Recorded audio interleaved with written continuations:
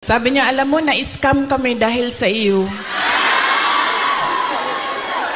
Lalaki pa, ito siya niya, senior ba? So, wa na lang yun ko ni ko, ano na lang ko, pasensya na, sir. Pasensya na.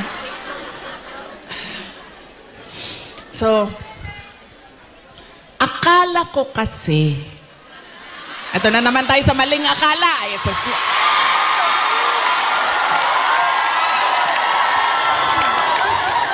hindi totoo ito. Akala ko kasi, gusto niya ng mas magandang bayan, mas maayos na Pilipinas kung ano yung pinagdaanan natin noon. Kasi, ang plataforma namin nung tumakbo kami, unity at continuity.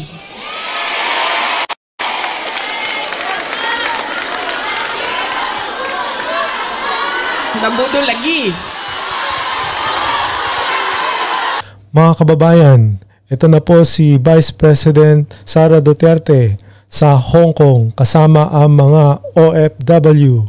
Panoorin po natin. Philippine Vice President Sara Zimmerman Duterte.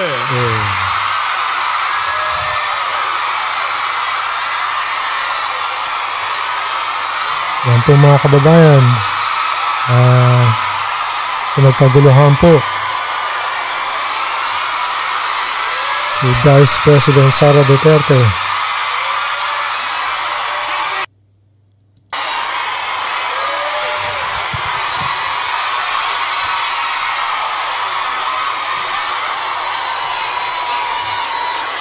Diyan po yan sa Hong Kong, mga kababayan. Mainit pong sinalubong si Vice President Sara Duterte.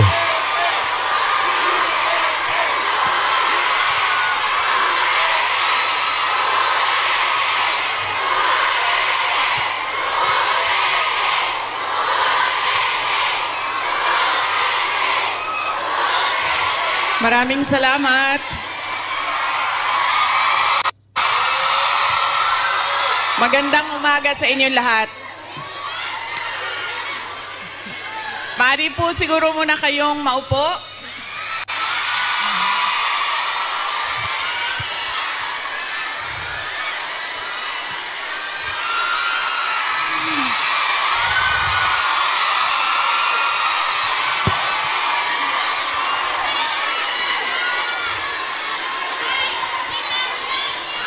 Maraming salamat. Mahal ko kayo.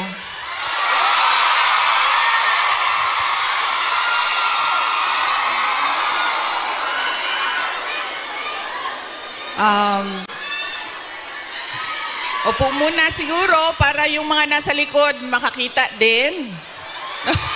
Kawawa naman yung nasa likod. Okay?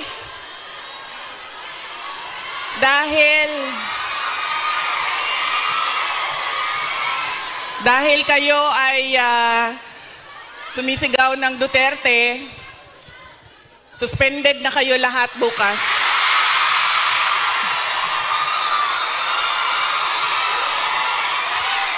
Suspended kayo, suspended.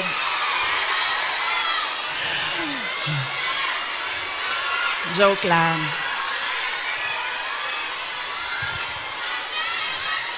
Unahin ko muna ang aking mga pagpapasalamat. Mga thank you muna dahil baka sa sobrang daldala natin, mamaya sa sobrang pagbibigay ng mensahe ay makalimutan ko ang mga pagpapasalamat. Kaya mabuti nang mauna ang mga pagpapasalamat. Una, tayong lahat ay nagpapasalamat sa Hong Kong government and sa Hong Kong police sa kanilang tulong sa atin para mabuo ang ating pasasalamat ngayong araw na ito. We would like to thank the Hong Kong government and the Hong Kong police for their cooperation, for their support to our Thanksgiving this morning on this very beautiful Sunday. Marami tayong mga kababayan na nandoon sa labas at lahat ng mga first-timer na nakakita sa akin.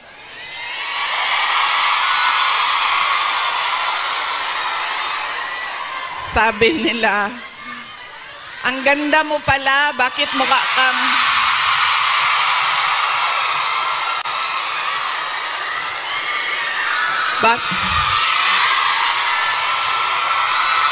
So mga kababayan, ganyan po talaga nila ka-welcome si Vice Sara hello. Duterte. Maraming salamat. Oo. Okay. Talagang Sabi welcome niya, na ang welcome ganda po mo pala, bakit mukha kang... Vice Sara.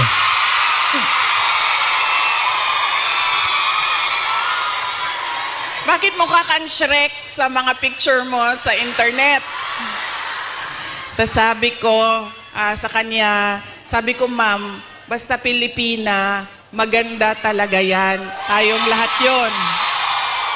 Now, hindi ko lang alam sa mga Pilipino, sa mga lalaki natin, pero sigurado ako sa mga Pilipina ay maganda. Dahil, ano ang ating proof o evidence sa buong mundo na maganda talaga ang Pilipina? Ilan ang Miss Universe natin? 4. 4 ang Miss Universe na winners ng Pilipinas. Kaya, ibig sabihin, global ang beauty ng Pilipina. Kaya, bago ang lahat, sabihin niyo sa lahat ng kaaway ninyo, Pilipina ako, maganda ako.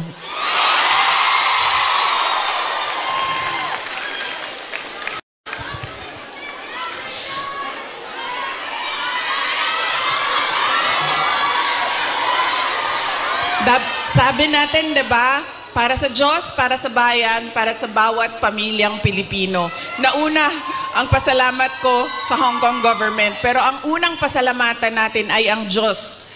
Para sa araw na ito, para sa magandang araw na ito, at para sa oportunidad, pagkakataon na ibinigay niya sa atin na magsama-sama ngayong March 9 dito sa Hong Kong.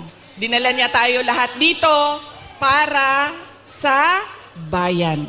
Yan po ang pagpapasalamat natin sa ating Diyos. Dahil binigyan niya tayo ng isang araw ulit na magising, mag-ayos, pumunta dito at pag-usapan ang Thanksgiving, pagpapasalamat at pag-usapan ang ating bayan. Ang sunod na pagpapasalamat ko ay hindi ko isa-isahin yung mga pangalan dahil baka may hindi ako mabanggit at magtampo. So, isa-isahin ko lang ang mga grupo na kailangan natin pagpasalamatan. Unahin ko muna ang Kingdom of Jesus Christ.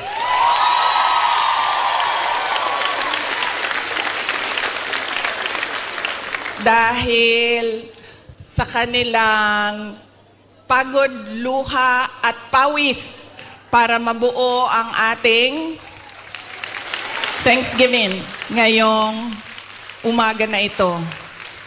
Ang sunod na kailangan natin pagpasalamatan kailangan ko pagpasalamatan ay kayong lahat, mga kababayan namin, mga kababayan namin dito sa, ang iba galing pang Pilipinas. Marami tayong mga bisita na galing Pilipinas, galing Hong Kong, galing Macau, meron pang galing sa China, at merong galing Japan.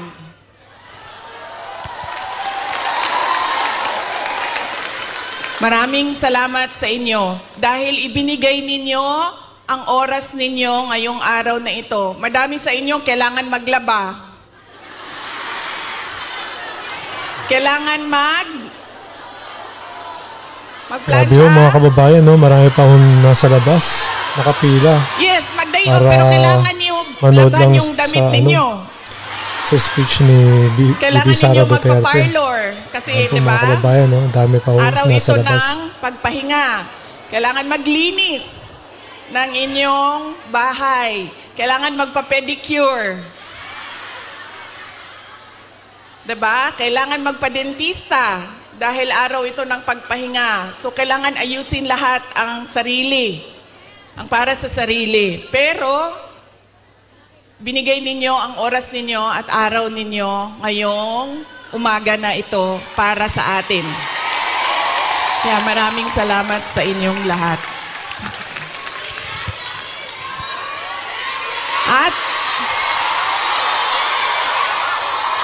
alam nyo, kanina habang naglalakad ako, kasi malapit lang kami, so naglakad lang kami. Ang ganda ng weather ninyo dito sa Hong Kong, no? Nakakaganda siya ng kutis.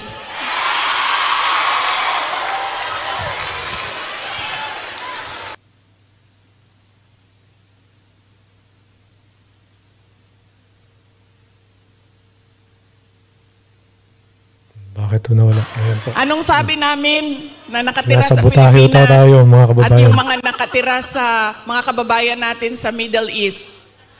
Sana all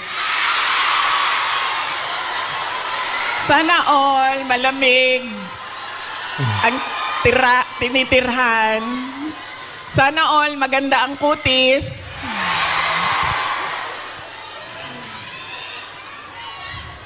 Kaya isa din yan sa dapat ninyong ipagpasalamat sa Diyos. Nandito kayo sa lugar na hindi magulo, maganda ang klima, at lalong-lalo na nandito kayo dahil meron kayong hanap buhay. Hindi natin gusto na umalis ang ating mga kababayan sa Pilipinas. Pero marami sa atin, dahil walang oportunidad sa ating bayan, ay nakikipagsapalaran sa iba't ibang lugar sa mundo para sa inyong mga pamilya.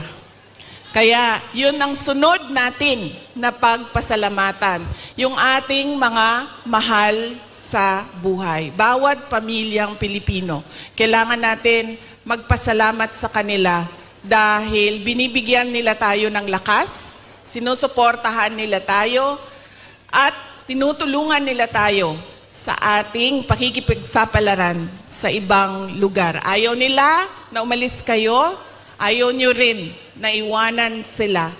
Pero kailangan natin gawin dahil kailangan suportahan ang ating mga pamilya. Okay? Pagpapasalamat, ulitin ko sa Diyos, sa Hong Kong government, Hong Kong Police, sa KOJC, sa inyong lahat, mga kababayan namin na nandito, at syempre kailangan natin pasalamatan ang PDP laban. Parang tinanggal na ata nila ang laban, no? PDP na lang, no? Opo.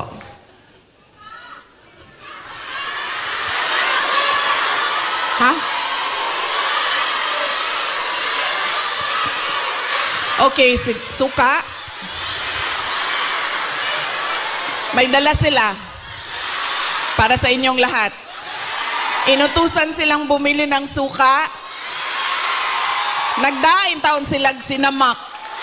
Sa gusto. Nagdala po sila og pinakurat. Kinsay gusto. Okay. Bagay na sa lechon Macau og pinakurat.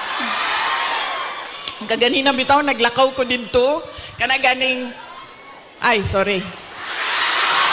Kanina, naglalakad ako doon. Yun bang nakabitay ng mga lechon Macau ba yan, no? Sa isip ko kanina. Sabi ko, kakain kaya muna ako. So sabi ko, ay hindi, picturean ko na lang muna. Andito sa aking cellphone yung roasted duck at yung... Ay, roasted goose. Roasted goose. At, tikman ko nga yun. Balikan ko. Roasted goose at yung parang lechon Macau. Bagay sa suka.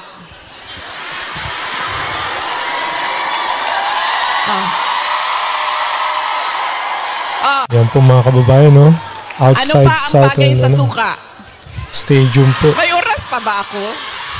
Baka bigla na lang ako paalisin dito. Ano pa ang bagay sa suka? Ang ating chorizo longganisa. Diba? Bulad. Chicharon. Mangga. Mangga at suka. Mangga. Kinilaw.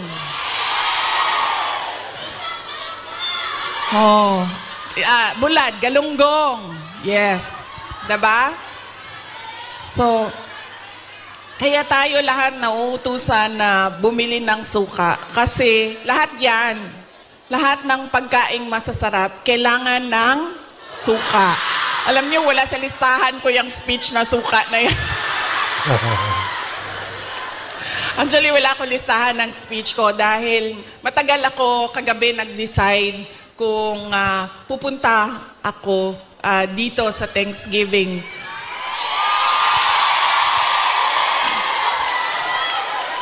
Kaya wala akong listahan ng speech. Pero yes, alam nyo, marami siguro sa inyo ang nautusan na bumili ng suka at mantika. Mantika, suka, ganyan. Noong kayo ay bata pa. Opo. Pero sa amin kasi, sa bahay namin, nag-grocery kasi ang nanay ko. So lahat yang mga gamit sa kusina, binibili na ng nanay ko. Nautusan lang ako lagi doon sa kanto, sa tindahan, bumili ng Coke. Ng Coke.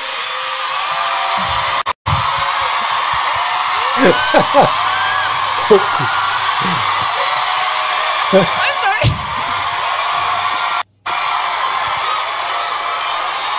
Totoo yan. Hindi joke yan, ha? Totoo yan. Alam nyo, di ba, tag 5 pesos lang ang Coke noon? 1980s? Or less pa nga ata siguro? 5 pesos? Mga 4 pesos ang Coke noon. Tapos ang pera natin, yung papel na green na 5 pesos. Oo. Yan yon. Pero totoo yan, ha? Hindi, Coca-Cola, ha? Kasi kayo naman, pag sinabing Coke, tapos wala pang noon, wala pang 1.5, 2 liters. Litro lang yan. Litro lang yan nung kapanahonan natin. So yun. So, saan na tayo? Sa pagpapasalamat. Papasalamat tayo sa PDP. Ating mga kandidato sa PDP. Aabot tayo dyan mamaya. And syempre, kailangan natin magpasalamat kay Pastor Apollo Kibuloy for his generosity. Alam nyo, bumisita ako sa kanya nung siya ay nasa hospital, sa Pasig Hospital. Sabi niya sa akin, kung hindi ako nakulong, kung hindi ako inoppress, pinahirapan, hindi ko maisip na tumakbo para tumulong sa mga nakakulong, sa mga pinapahirapan at sa na-oppress. Sabi niya, tama lang na ganito ang nangyari dahil naliwanagan ako at napaabot sa akin ang mensahe na kailangan kong tumakbo bilang senador para tumulong sa mga nahihirapan at pinapahirapan hirapan.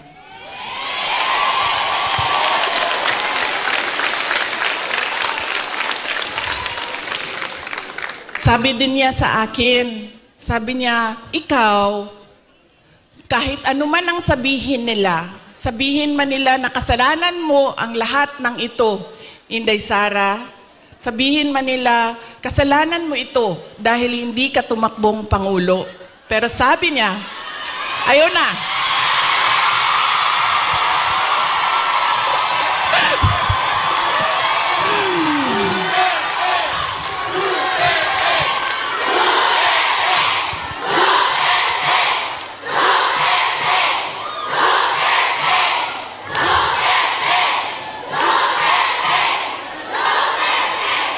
Pero sabi niya, makinig tayo kay Pastor Apollo Kibuloy. Dahil siya ang araw-araw nagbabasa ng Bible. Siya ang nakakaalam by heart kung ano ang salita ng Diyos. Ano ang words of God. Sabi niya sa akin,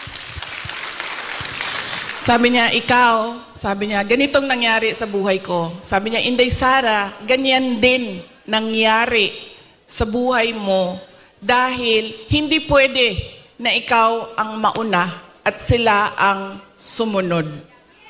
Dahil wala ng katapusan. Dapat sila ang mauna at ikaw ang sumunod.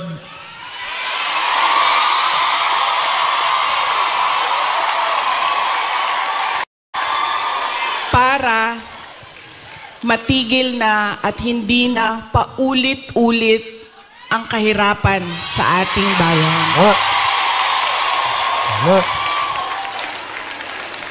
Kaya nung sinabi niya sa akin yon, hindi na masyadong masakit. Masakit pa rin sa akin pag nakakarinig ako ng kasalanan mo yan lahat, Inday Sara. Pero iniisip ko na lang, naku, sinabihan ako ni Pastor Kibuloy, you are there, you are where you are intended to be by God. Exactly where you are.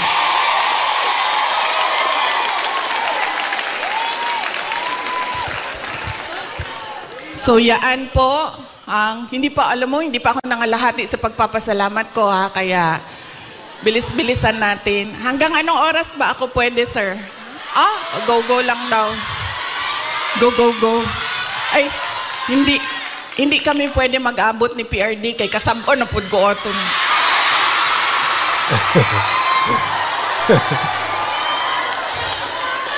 Kibaw mo nang nagsayo ko. Tagalog din. Alam nyo, bakit ako nandito ng maaga? Gumising talaga ako ng maaga.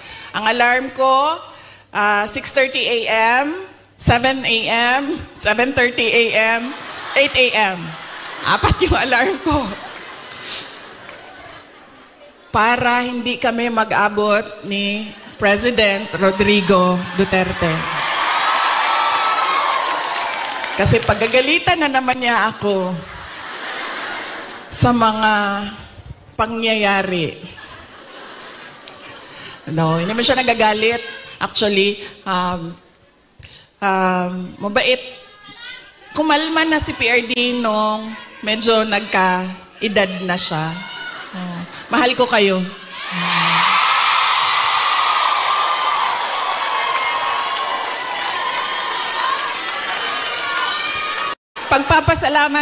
Magpapasalamat din ako. Thank you po ako. Kagabi po, merong mga kababayan natin na nasa hotel. Hotel. Kayo ba yun, ma'am? Opo. Maraming salamat sa pag-welcome ninyo sa amin doon sa hotel. Mahal ko kayo. Maraming salamat. Pero bakit, ma'am, wala kayong dala na roasted goose? I'm sorry, may dala kaming suka. Kayo, walang dalang roasted goose.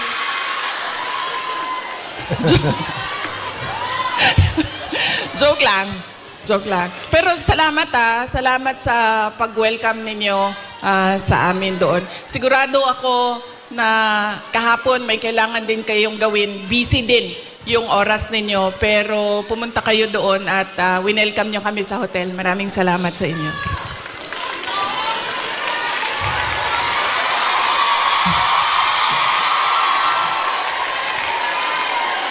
Ang sunod ko po na pagpapasalamat ay personal po sa akin. Para sa inyong lahat, mga kababayan namin dito sa China, sa Hong Kong, sa Macau, dahil noong 2016 ay nagkita-kita din tayo dito para sa pagpapasalamat, tapang at malasakit at suporta sa administrasyon ni Pangulong Duterte. Kaya papasalamat po ako dahil from 2016 hanggang 2025 ay nandyan pa rin kayo at nandito pa rin kayo para sa bayan. Maraming salamat. Sunod po ay personal pa rin ang pagpapasalamat ko sa inyong lahat, sa tulong ninyo, sa kampanya ninyo, sa suporta ninyo para sa akin at sa boto ninyo noong nakaraang halalan noong 2020. At sa susunod na halalan sa 2020. Joke lang. Joke. Sandali lang. So, tatakbo na talagang presidente si VP Sara. Duterte.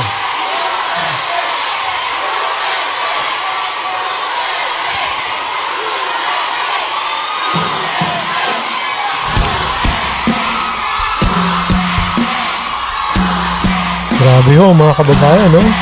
Makasigaw yung mga kababayan natin sa Hong Kong. Dami ho nila. Okay. Papunta na po ang suspension order. Sige. Sige. Maraming salamat sa suporta ninyo noong 2022. Thank you very much sa inyong lahat, mga kababayan. Alam nyo, una ko pong naramdaman na mukhang mananalo ako sa eleksyon dahil nakita ko ang overseas absentee voting results. Una siyang lumabas. So nakita ko na I think 98% lahat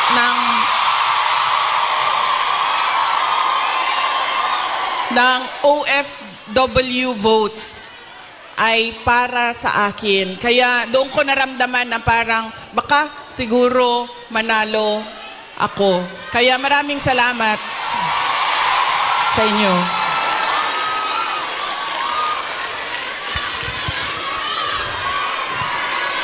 Ang susunod ko po na pagpapasalamat ay sa akin pa rin, para sa inyong lahat, sa suporta ninyo sa aking mga kasamahan, sa aming trabaho, sa programa at proyekto ng Office of the Vice President. Maraming salamat po sa inyong lahat.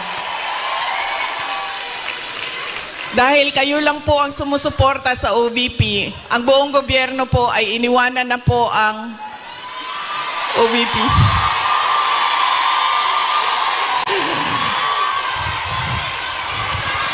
Maraming salamat.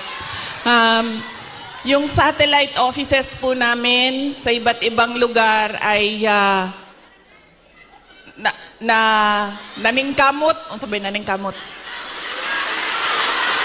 Nagsisikap.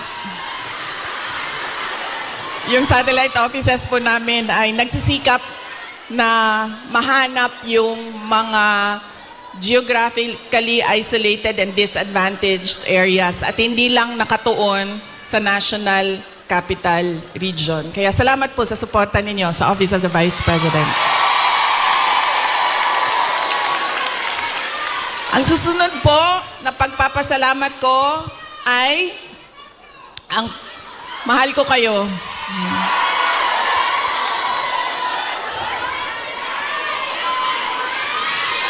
Kaya po hindi ako hindi ko maiwanan ang aking katayuan, tama ba? Pwesto, posisyon, dahil sa inyong lahat.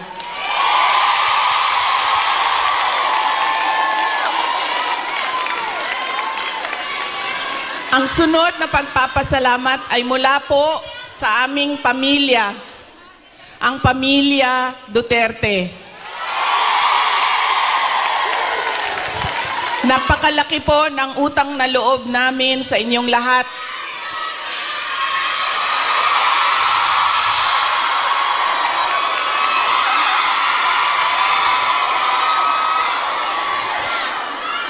Dako kayo ang amo ang utang nga kabubuton kaninyong tanan, mga kaigsuuna namo.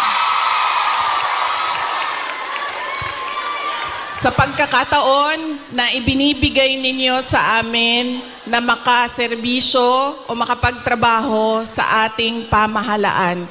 Sa oportunidad na ginahatag ninyo kanamo nga makasilbi sa ato ang nasud. Maraming salamat po sa inyong lahat.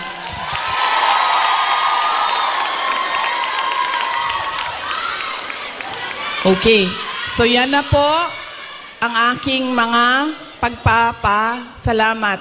Meron pa ba akong hindi na Maraming salamat, ma'am.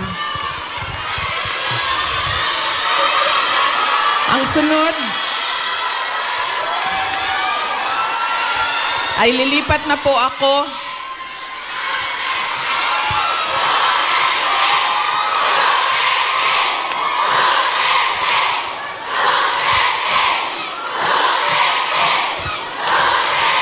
paminaw sa mo ba?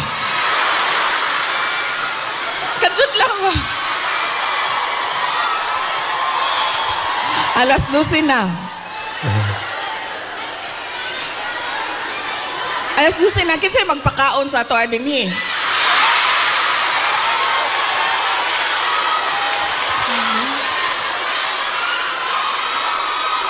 May pagkaon? May Jollibee. May Jollibee daw, sabi ni ma'am.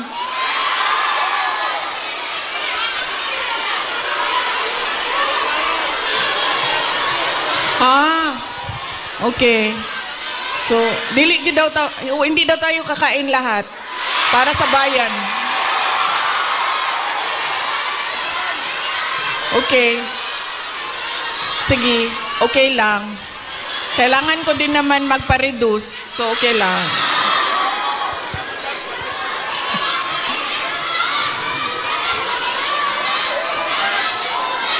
Ma'am, darating tayo dyan sa ayuda na yan, ha? Wait lang. Kasi, tuloy-tuloy ko na, ha? Ang susunod ko po ay ang dahil pagpapasalamat po ito kay PRRD, former President Rodrigo Duterte, ay share ako sa inyo ng aking pagpapasalamat sa kanya. Medyo mahaba itong kwento na ito, so mamaya nyo na singilin yung mga suspension order ninyo. Alam nyo, isa lang.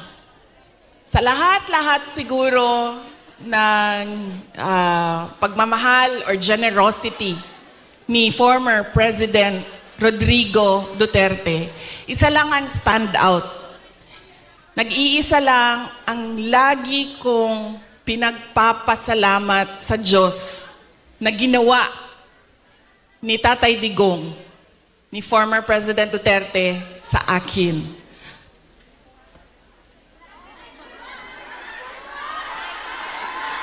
Sinabotahin na naman.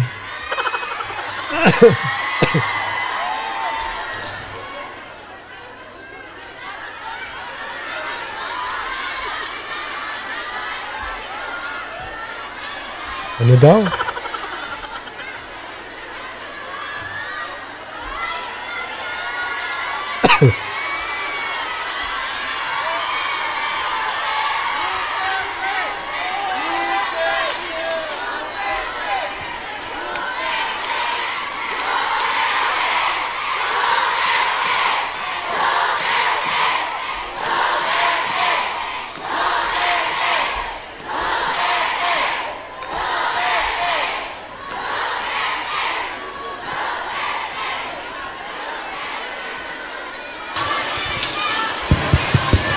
Hello? Okay na? Sir, pakihanap nga yung inutusan ni Marcos na patayin yung aking...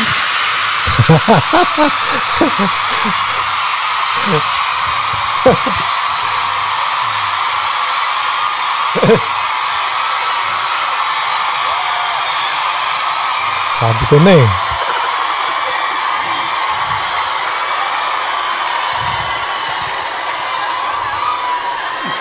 Yan. Oh, Dahil patama. sa mga ganyan, nakakasuhan ako eh. Malay natin, di ba? Baka may inutusan dyan.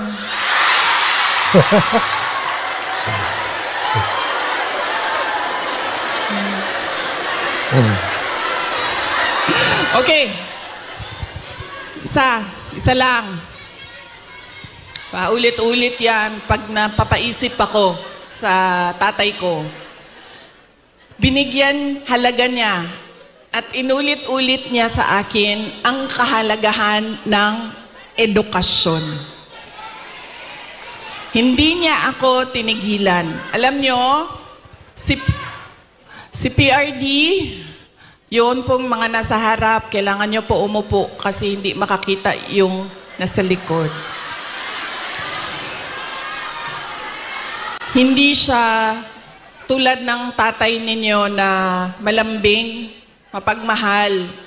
Hindi ganyan ang tatay ko. Ang tatay ko galing siya sa generation na laging galit. Diba? Sino yung may mga magulang na yung generation na laging galit?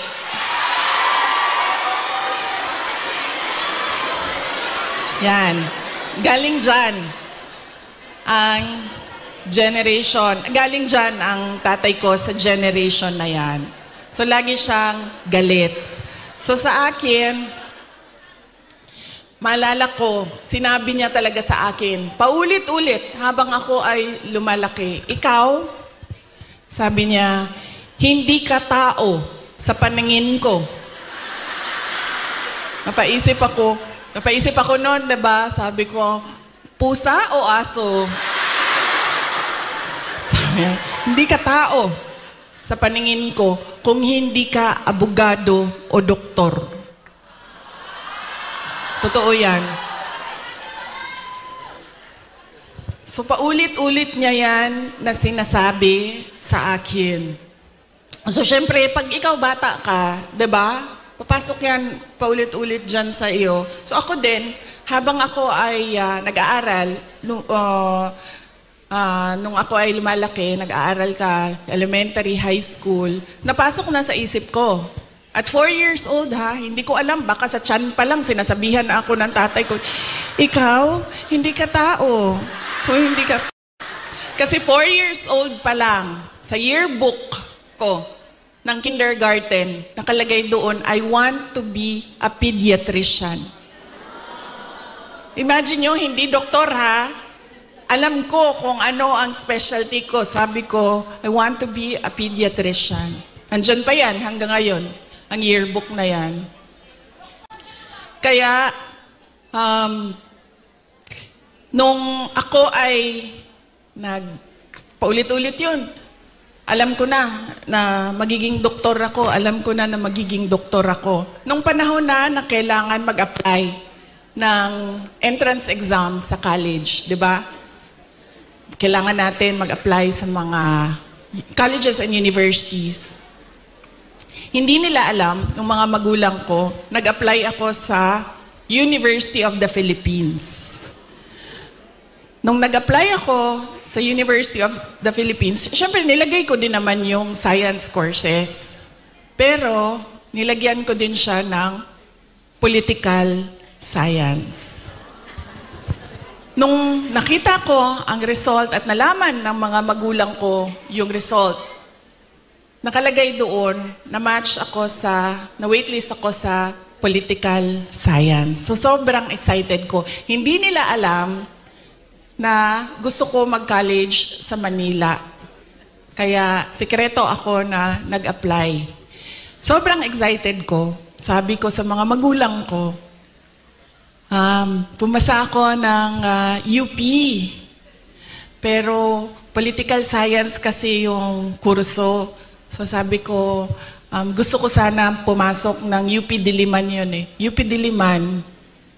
Tapos political science yung kurso. Sabi ng nag-wild. Naggalit si PRD. Sabi niya, di ba, sabi mo, simula nung bata ka pa, gusto mo maging doktor? Pre-med ba ang political science?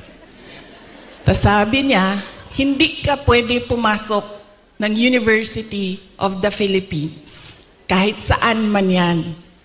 Sabi niya, dahil kilala ko ang ugali mo. Anak kita. Alam ko kung anong ugali mo. Sabi niya, marirecruit ka lang ng makabayan. Aakyat ka. Totoo ito, sinabi niya. Aakyat ka ng bundok. Magiging NPA ka. Ikaw ang magiging head ng New People's Army. At ikaw ang makakalaban ko pagdating ng panahon. Kaya hindi ka pwede pumasok ng University of the Philippines. So sabi niya, pumili ka. Kahit anong paaralan dito sa Davao, pumili ka dyan. So sabi ko sa mama ko, Ma. So sabi ng mama ko, sige na lang, kasi sinabi mo man doktor, so mag-pre-med ka na lang. Okay. Nag-pre-med ako. Tapos, syempre, papunta akong doktor, so binilisan ko yon, natapos kaagad ako. And then, ito na. Mag-medicine na. Sobrang excited si President Duterte na magpapasok na ako ng medicine proper. Siya ang pumili ng paaralan. Siya ang pumili kung saan ako titira. Tapos, pumunta na lang siya sa akin at sinabi niya na, ayan na, may school ka na, na-enroll ka na, may bahay ka na, pumunta ka na lang doon ng ganitong date. So pumunta ako doon. Pagdating ko doon, kompleto na. May kama na ako, may washing machine, may refrigerator, may kotse pa. Ganyan siya ka-excited. Sige ma'am, ipa-adapt kita sa tatay ko. Huwag ka mag-alala. Ganyan siya ka-excited noong ako ay medicine na.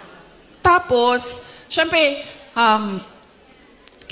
hindi naging successful yung aking pagpasok sa School of Medicine. 1 taon pa lang, 1 year, actually 1 sem pa lang. First sem pa lang, alam ko na parang fish out of water. Alam nyo yung, bakit madali para sa kanila, nahihirapan ako, sobra. Tapos dumating ang second sem na halos hindi na ako pumapasok. So kinabahan na ako. Kasi, di ba sa probinsya, di ba sa Atua, pagpadala ka sa Manila kasi ako nag-med school, pag ipadala ka sa Manila, parang malaking send-off yon. Congratulations sa anak ko, graduate ng ganito. Congratulations at magiging doktor yan. Class off. Ganon, diba? So ako, syempre kinabahan na ako kasi hindi ako makakauwi. pinadala ako sa Manila para maging doktor. Tapos uuwi ka, drop out. Nag-apply ako ng, naisip ko pa noon, nung pinag-iisipan ko ang kapalaran ko, sabi naman ng tatay ko, doktor daw o abogado. So dito na lang ako sa abogado. So lumipat ako, nag-apply ako sa San Beda College kasi at the time na nagdesisyon ako, San Beda College na lang yung bukas sa mga exams, entrance exams. So hindi ko pa sinabi kaagad sa mga magulang ko na nasa San Beda na ako. Nalaman na lang nila dahil nagsabi ang driver. Sabi niya, hindi na yan siya pumupunta ng Cavite. Lagi kaming nandyan sa Menjola.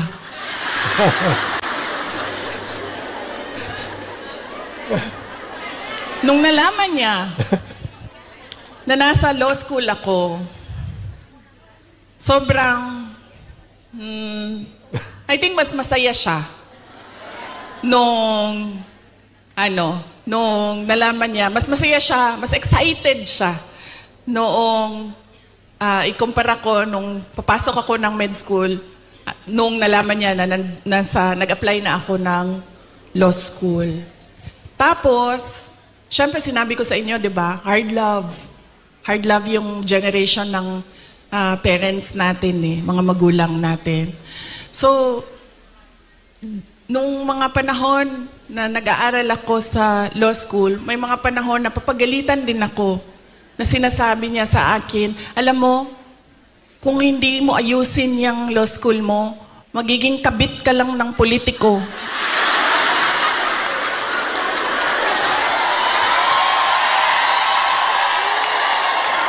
Ganyan. Ganyan siya kung, di ba pangit pakinggan sa atin? Pero ganyan yung style niya para idikdik sa'yo na mag-aral ka. Tapos meron pang isang beses na sinabihan niya ako, alam mo, kung hindi ka mag-aral ng mabuti, magiging halaman ka lang dyan sa gilid. Ganyan yung force by which he emphasized into my brain that I need to become a lawyer. So nung pumasa na ako ng bar, doon ko nakita ang pagbabago sa magulang ko. Hindi sa nanay ko dahil ang nanay ko sobrang supportive nun. Kahit maging halaman ako, didiligan ako nun eh. Ganyan kabait ang nanay ko. Diba? Pero nung nakita niya yung grade ko sa bar exams at nakita niya na mas mataas yung grade ko sa bar exams kesa sa kanya nung tatay ko.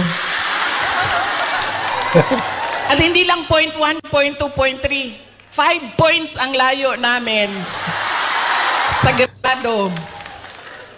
Doon siya nagbago. Parang naging tao na ako sa paningin niya. Lalo pati, pag every time nababanggit yung grade sa bar, hindi na siya talaga nagsasalita. Tapos lagi ko pa sinasabi sa kanya, sabi ko, partida yan pa ha, kasi hindi ako nag-aral eh. Kung nag-aral ako, top-notcher ako eh.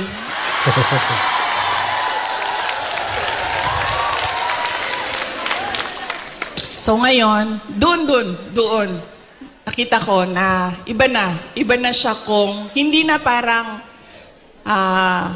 anak ka lang, hindi na parang pantay na kami. Tao na ako, buong tao na ako sa paningin niya. Ganyan yung emphasis niya sa education. Kaya ganyan din, hanggang ngayon, ganyan din. Alam niyo ba, sa mga apo, kabahan ka pag nagtanong na si PRD kasi didiretso yan, anong grade na ito? Anong eskwelahan? Ito, anong grade na? Anong eskwelahan ito? Ito, anong grade na? Anong eskwelahan? Ganyan. Si PRD kamusta ng apo. Hindi siya, uy, masaya ka ba? May boyfriend ka na ba? May girlfriend ka na? Saan mo gusto kumain? No. Pag makita niya, anong grade na? Anong eskwelahan? Anong grade na? Anong eskwelahan? Okay. Nag-aaral? Okay. Ganon pa rin. Ka-hardliner siya sa education. So yan yung talaga, pinagpapasalamat ko sa kanya. Dahil kung hindi ako naging abogado, lalo pati yung mga pinagdaanan ko ngayon, hindi ko siya, kasi ngayon naiintindihan ko kung ano yung pinagdadaanan ko. Siguro kung hindi niya pinilit ng pinilit, hindi ako ganito ka-confident sa aking ginagawa. So sana din sa inyong lahat, ganun din. Kaya nung nangangampanya ako nung 2022, lagi kong sinasali ang kampanya, plataforma ko ang edukasyon. Sana ganun din ang inyong mga anak, ang inyong mga kapatid, ang inyong mga apo, na huwag ninyo silang tigilan. Dahil minsan, ako, pag pumupunta sa mga barangay ninyo, sa mga municipality ninyo, meron talaga akong naririnig na sumasagot na, oh, college graduate naman, pero wala namang trabaho. Pero, iba din ang trabaho ng college graduate at natapos lang ng grade 6. Iba talaga yun. Iba yung oportunidad na dumadating sa mga nakapagtapos kesa natapos lang ng grade 3, grade 4. At madami yon. Madami yan sa ating bayan ngayon. Na pagdating ng high school, ay sinasabihan yung mga anak, kailangan mo na magtrabaho, tumulong sa pamilya. Kaya dapat, wag nating tigilan ang ating mga anak. Paulit-ulit talaga yan. Edukasyon ang susi ng pagbabago ng buhay nila.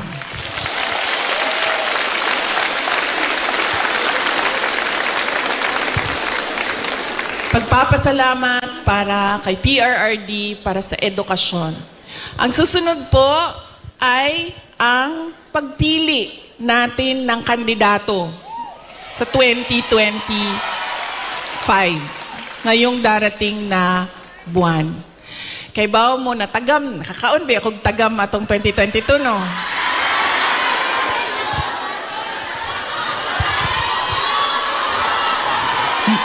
Yan lagi ang, meron pa isang beses, Bisaya, sa Cebu. Ay sa Cebu ba ito? O sa Cagayan de Oro. Basta, usually kasi pag Bisaya, di ba, diretso na sila istorya, wala na sila break. Wala break. Ana siya sa kon. Inday Sara, anak ko, yes ma'am. Ana siya, nakakaon kag tagam, no?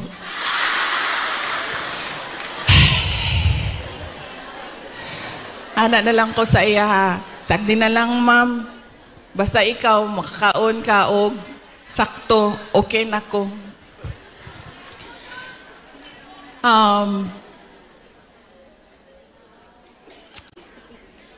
Ayaw ko kasi, masakit sa akin ang sabihin ang sorry sa inyong lahat. I-explain ko na lang. Kasi alam nyo, kahit saan ako pumunta, sabihin ko sa inyo, sa Samar, ito talaga mga maalala ko Samar, Pangasinan, Batangas.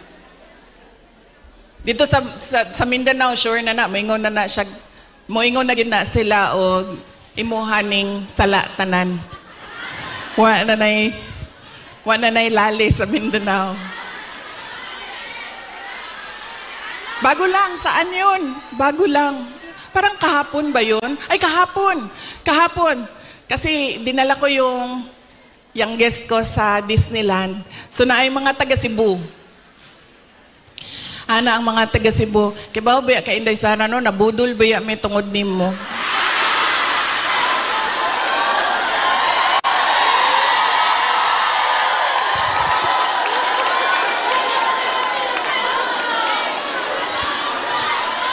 Ang sa summer, sabi sa akin, maalala ko yun, kebaw ka, hindi sabi niya, Tagalog siya, kay kanang waray man, ay, waray man na sila dito, no? So, nagtagalog siya sa ako, ah. Sabi niya, alam mo, na-scam kami dahil sa iyo. Lalaki pa, wito siya niya, senior ba? So, wa na lang yun ko ni ko, na lang ko, pasensya na, sir. Pasensya na. So, akala ko kasi, ito na naman tayo sa maling akala. Ay,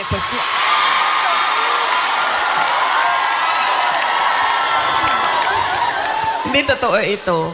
Akala ko kasi,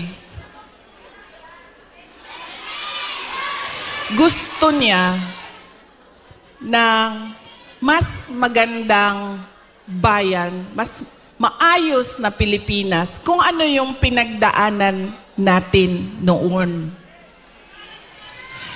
Kasi, ang plataforma namin nung tumakbo kami, unity at continuity.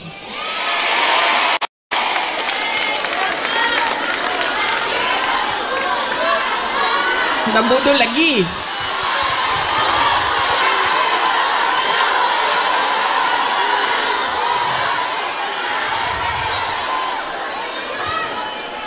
Kasi ako, sumusunod ako sa tatay ko. Ibig sabihin, sa trabaho ba? Sumusunod, hindi ako sumusunod sa tatay ko sa personal. Kaya nga ako nagtatago, di ba?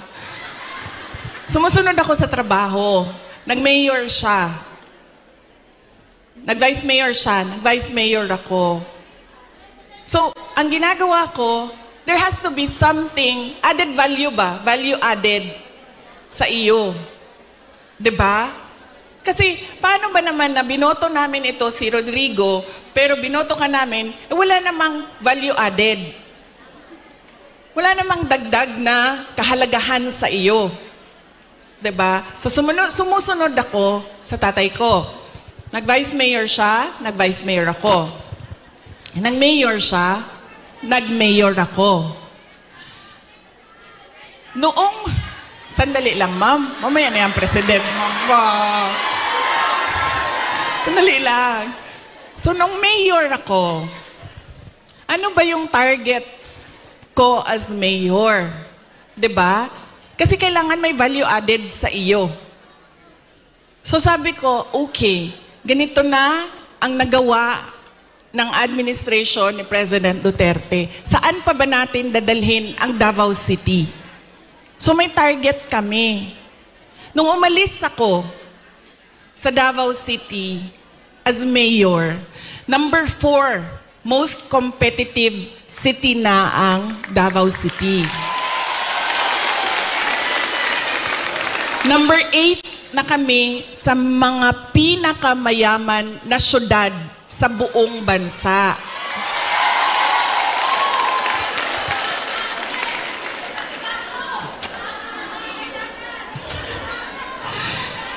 Insurgency-free na ang Davao City. Alam nyo, buong term ni PRD, hindi niya natapos talaga yung problema ng Pakibato. So, nung taga-Pakibato mo, ma'am?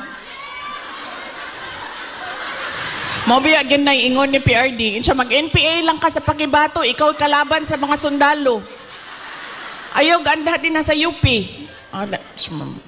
Okay. Diba? Hindi niya natapos. And sa akin, meron kasi insidente doon na ako ang mayor, namatay yung opisyal, na napagalitan ako ng nanay. Tiga Visayas yung pamilya. Kausap ko siya sa phone, sabi ko, ma'am, pasensya na, namatay yung anak mo, ganyan. Napagalitan niya ako. So sinabi ko, sige, tapusin natin yan. So tinapos namin. In 3 years, o 4 years, in 4 years, tinapos namin yung problema sa Pakibato. There has to be something new and something better in you. Akala ko kasi ganyan. Dito ko lang naintindihan na hindi pala lahat ng tao pareho ko mag-isip. Yun yung naging problema. So yun yung kailangan ko ihingi ng pasensya sa inyong lahat. Dahil, sabi nga ni Pastor Kibuloy, dapat lang siguro mangyari ang mga nangyayari para makita natin. Kawawa lang siguro ang mga tao, ang bayan, pero if we talk about the divine, maybe there is a reason for what is happening. So yun yun. Ngayon, pipili na naman tayo ng mga opisyal ngayong Mayo. Ano ba ang problema natin, mga botante? Ang problema sa atin, ang pinipili natin ay paulit-ulit ba? Pabalik-balik lang. Mahilig tayo sa sikat. Mahilig tayo sa magaling kumanta, sumayaw dito sa stage. Mahilig tayo sa nagpapa-amuse, nagpapatawa sa atin.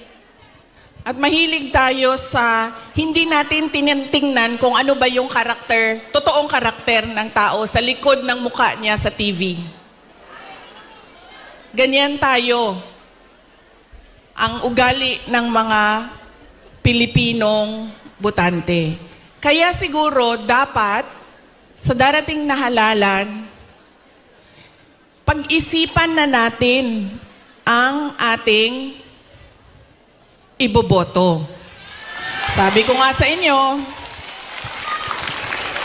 nadala na ako, na-scam na ako, nabudol na ako. Hindi ako mag-endorso ng kandidato. Kasi baka pagkatapos ng eleksyon, sasabihin nyo na naman, na-scam ba ya Inday Sara dahil sa iyo? Ang gagawin ko para sa inyo, sasabihin ko, ano ba ang kailangan nating gawin as voter? Ano? Una, huwag natin ibenta ang boto natin. Diba? Ngayon, legitimate na ang vote buying. Nakatago siya sa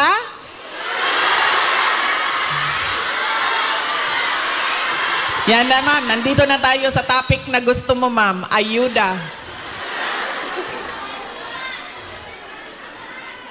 Ganun na ang mga politiko ngayon. Bibigyan ko kayo ng example, ha, ng experience ko sa mga pagbibigay ng ayuda o vote buying. Noong barangay election na nakaraan, bago lang, tinanong ko yung isang kaibigan ko, ano bang ginagawa mo na suporta sa barangay candidates? Tas sabi niya, ang ginagawa ko, humihingi ako ng tupad at AIX at binibigay ko sa mga barangay captain para ibigay nila sa supporters nila. So sabi ko sa kanya, okay, hindi ko magawa na ganyan yung suporta na ibigay ko sa mga local barangay candidates. Pero totoo yan. Hindi man pinag-uusapan, pero totoo yan na nangyayari. Nakikita nyo yan. Nakikita nyo yan doon sa mga probinsya ninyo. Kaya ang una, huwag natin ibenta ang boto. Pangalawa, pag tumingin tayo ng kandidato, tingnan natin kung ano yung promises na ginawa niya o sinabi niya noon. Tapos, tingnan natin, binigay ba niya yung kanyang promise? Saad? Unsa sa Tagalog ng promise? Pangako sa'yo? Binigay ba niya ang pangako niya sa'yo? O iniwanan ka lang niya sa ere? At sumama sa iba?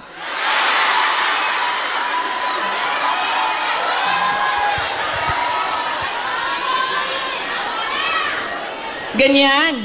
Ang pangalawa, na kailangan natin isipin. Itong kandidato na ito, paulit-ulit ko na to binoto, Ano ba sinabi nito noon? Ano bang nagawa niya? Ano bang rason niya? Bakit hindi niya nagawa? At ano yung mga totoong nakikita ko na nagawa na? Yan yung pangalawa. Pangatlo, ito talaga, wala sa buong mundo ang makakakontra sa akin, kahit isa, nito. Dahil ako ay produkto din ng political dynasty. Galing ako sa pamilya ng mga politiko. Ang lolo ko, governor ng undivided Davao. Cabinet member ni Marcos Sr. Ang tatay ko, vice mayor, mayor, president. Mga kapatid ko, mga politiko din. Hindi dahil Duterte ang apelido ay iboboto na ninyo. Kailangan pag-isipan din natin. Duterte ito, pero ano ang maitutulong niya sa bayan? Ano ang magagawa niya para sa bayan? Kaya hindi pwede na pabalik-balik lang na apelido ang binoboto natin. Kailangan yung anak, yung apo, yung asawa, kapag tumayo sa harap ninyo, ay meron siyang sinasabi. Hindi yung tatayo siya at dahil Duterte siya, kakanta na lang siya para sa inyong lahat. Pangako sa'yo. Diba? Hindi pwede.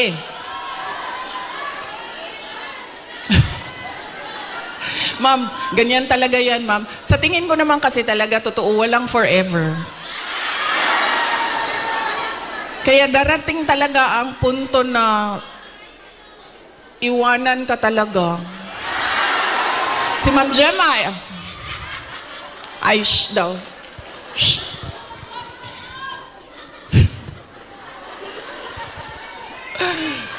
Diba? Hindi pwede yan. Hindi na pwede. Kasi yan yung ganun tayo dati. Oo, eto. Tinanong ko isang beses dito sa Manila, sa NCR.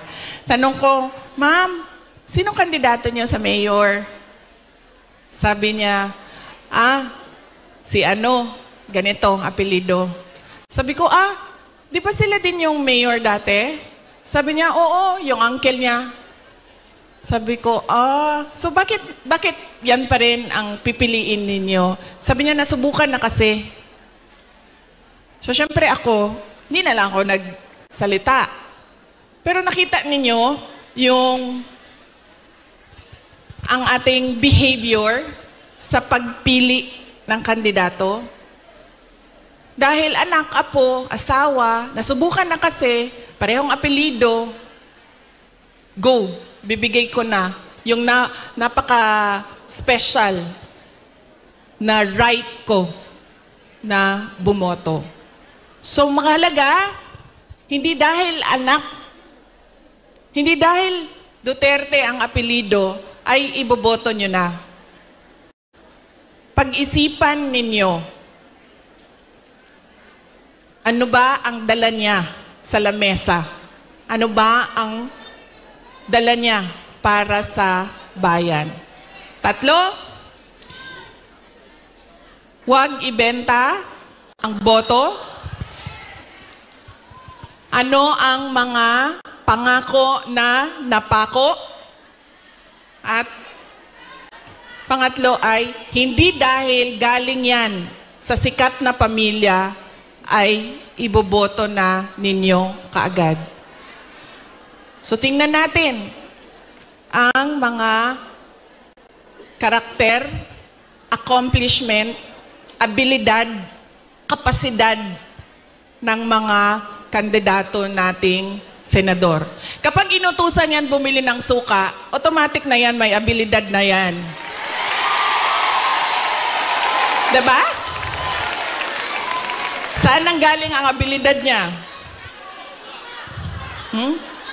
Siyempre, kung saan yung saan yung bilihan ng suka, doon yan sa shortcut na daan. Hindi yan sa sa malayo na daan para mabilis dumating ang suka. Pangalawa, inutusan bumili ng suka. Napadaan sa barkada. So, ang sinabi ay, ayun na ng manggamamba. Kajut lang, ma'am.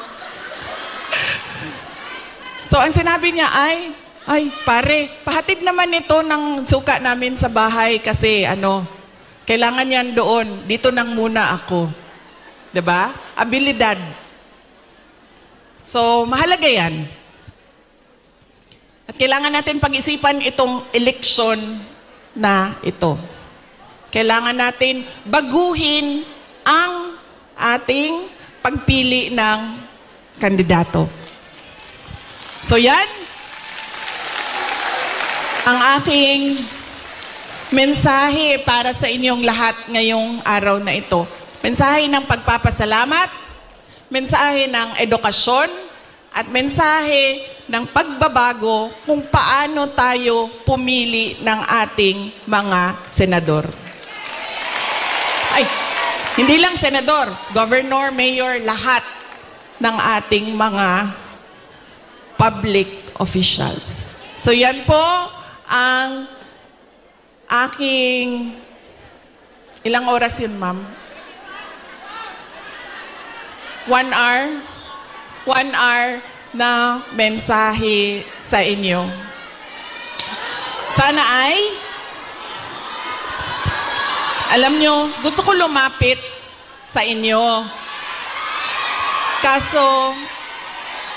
Kasi gusto ko personal yung pagpapasalamat. Kaso pwede ba na wag tayo magkagulo? Kasi kanina sa labas, nasisigawan na ako ng pulis.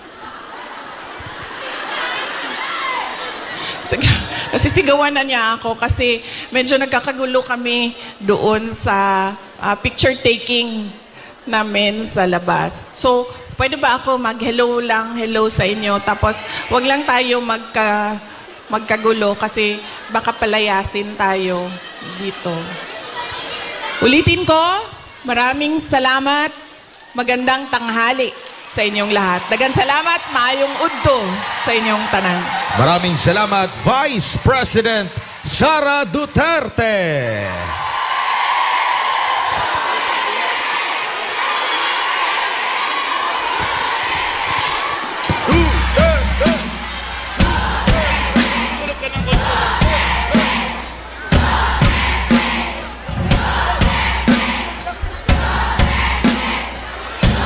So yan po mga kababayan, nandiyan po sa Hong Kong si Vice President Sara Duterte. Yan po, at mainit pong sinalubong ng mga OFW, kababayan nating OFW dyan sa Hong Kong.